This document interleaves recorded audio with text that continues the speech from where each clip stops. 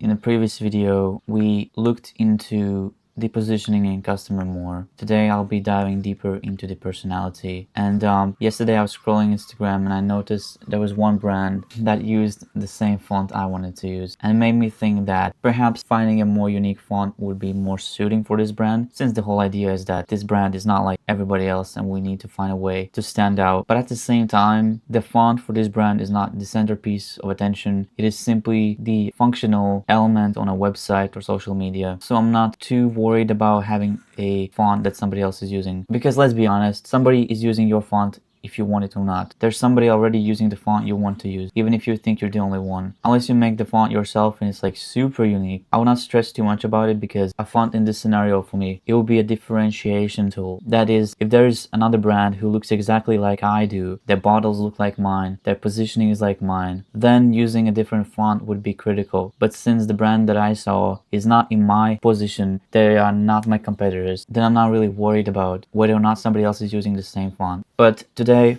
I'm going to talk about voice and personality. Yesterday, we locked in the who we are. In the summary card, we filled that in. I still didn't explore the artistic expression aspect of the brand. One more thing before I get to the voice. Most of these things, when you're building a brand strategy, you won't be able to be 100% certain that this is what you have and what you need to do. A strategy is a living thing, right? You're going to build a strategy card like this if you use my kit, or whatever you do. Even if you keep things in your head, you'll keep iterating. You'll have one idea about what is your positioning, or who is your customer, what they want, what they don't want. And over time, as you sell more products and as you learn who is buying them, you will adjust your positioning, you will adjust your customer profile to target more precisely the kind of person you want to attract. And you will reshape your voice, reshape your content, reshape your naming strategy. Everything is going to improve over time as you refine your strategy, which will happen as you get more data. But you need to start somewhere, especially if you're trying to do something like I do, where there are not really any references for brands who would be doing what I'm doing. So I can't take their customer and figure out what my customer would be based on that, because I don't know, because there are no people doing this. So I have to guess, and my best guess is based on who I am, because I'm building the brand for people like me. That's why I'm using a lot of internal targeting while I don't have real data from paying customers. Let me just review this real quick. So when it comes to voice and personality, we want to make sure that the voice is in alignment with who the customer is. Let's briefly recap. They're buying alignment with the future self. They are loyal to self, not brands. They distrust advertising and over-explaining. They're detail-oriented. They want to bring the future to the present, likely impatient.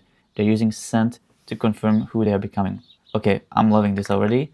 I will bring this here for the time being so I can easily reference as I'm explaining to you, because I'm already seeing some gems in this. Talking about formality. Should we be more casual or should we be more formal? Let's look back at who the customer is. The customer appreciates quality. They are loyal to self, not brands. They distrust advertising and over-explaining. They are detail-oriented. They are rebels. That's something I should add. That is very important to add. And being rebels, it means they do not trust authority, and formal speech is usually linked to authority. It is precise, but it is cold. That's why we don't want to lean too formal, otherwise we will alienate these people. But we also don't want to lean too casual, since they're expecting quality. And if our voice and our formality is like really casual, to them we will feel more like some kind of DIY handmade shop and not a precise quality based brand. That's not what we want. We do not want to appear handmade. We want to be somewhere in the middle,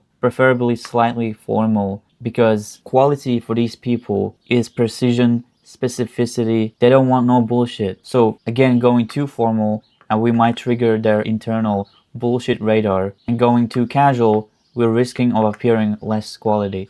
That's why I'm leaning into semi-formal, slightly more formal than casual. Okay. Next, talking about the vocabulary register.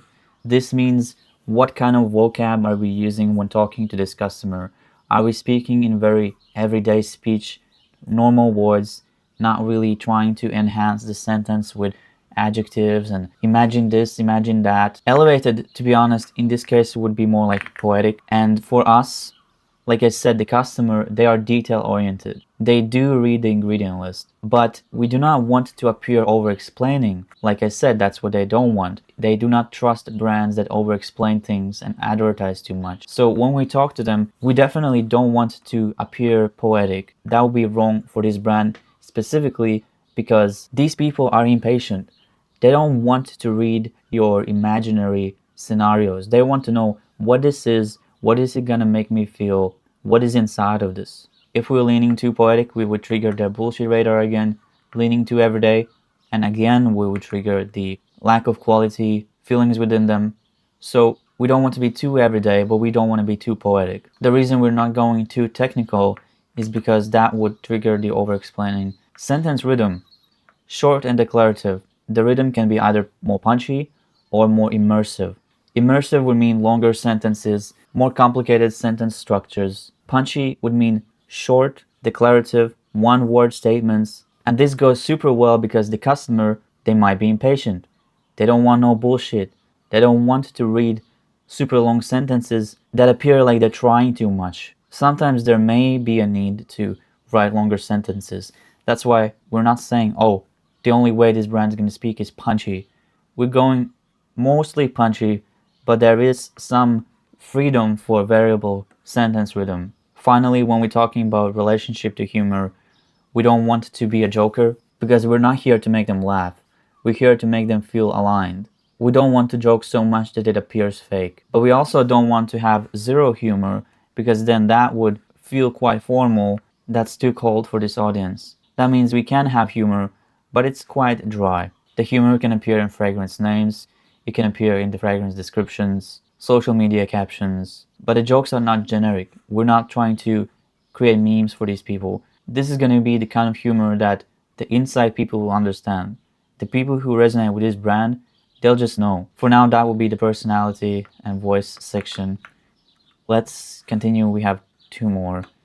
Reader addressing, we would be second person, not third person, because when we talk in the second person, we're closer to the person. We're not explaining something, we're like talking to them directly. Third person addressing for this specific audience would trigger the bullshit radar. And three voices we sound like is Rick Owens. Then I have some voices that we sound or don't sound like. It's just examples. This paragraph I should also rewrite probably. For example, the voices we explicitly reject are the voices of Joe Malone, Byredo, and Glossier, is because we don't want to paint a pleasant scene to invoke memories. We don't want to appear too warm, nostalgic, or too sensory. We do not want to explain what we're doing. We are a rebel. We just do what we do and let those who understand get it, and those who don't get it, they can go. They don't need to understand. We're not trying to please anybody with a brand. And we're also not chatty. We're not like your friend type brand. We are the rebel, like the supplier of your identity. We're more like a business partner than a friend. Talking about, finally, the words we use or don't use.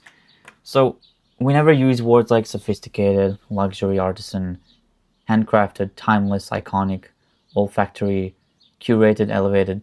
All of these words, they are, if not overused in the fragrance industry, then simply wrong for this brand. They evoke the wrong kind of feeling. And the words we want to use are something like becoming, uniform, ritual, certain, future, self, something like that. For example, a sentence this brand would write is, "This is what your future self would wear before a call." And a sentence we would never write is like, "An olfactory journey that elevates the senses with artisanally crafted notes of bergamot and warm amber." We're not trying to explain what notes are in this. We're just saying, this is what your future self would wear before a call. Or this is what your future wife would love. This brand is really playing with the idea of future and the idea of becoming. We are this customer's partner in becoming. Hero scent copy, I'm not going to do that just yet because I don't have the scent finalized. I don't know which is going to be the hero scent. But we have the voice kind of set in place. Let's recap what the voice is and add it in here.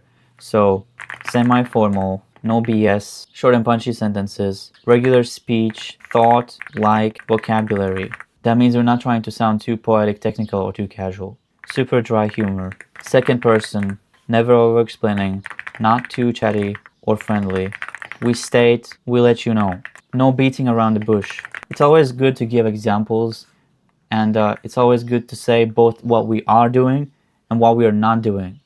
Because sometimes you know what you should be doing, but you don't know what you should not be doing.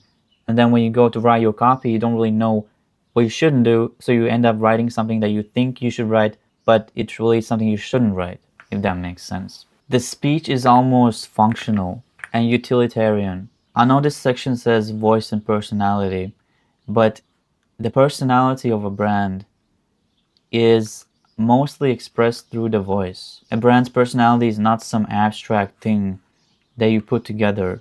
Your personality is what you believe, what you think, how you speak to people. It is your attitudes, how excited, how energetic you are. And most of those things come through your voice. As a human, you also express your personality through your music taste, the clothes you wear, your hairstyle, and other physical appearances. And we can always go deeper into this. That's my point is this template, this brand strategy template, it is a perfect starting point to map out your brand in its entirety. But the point is that over time you will have things you may want to add.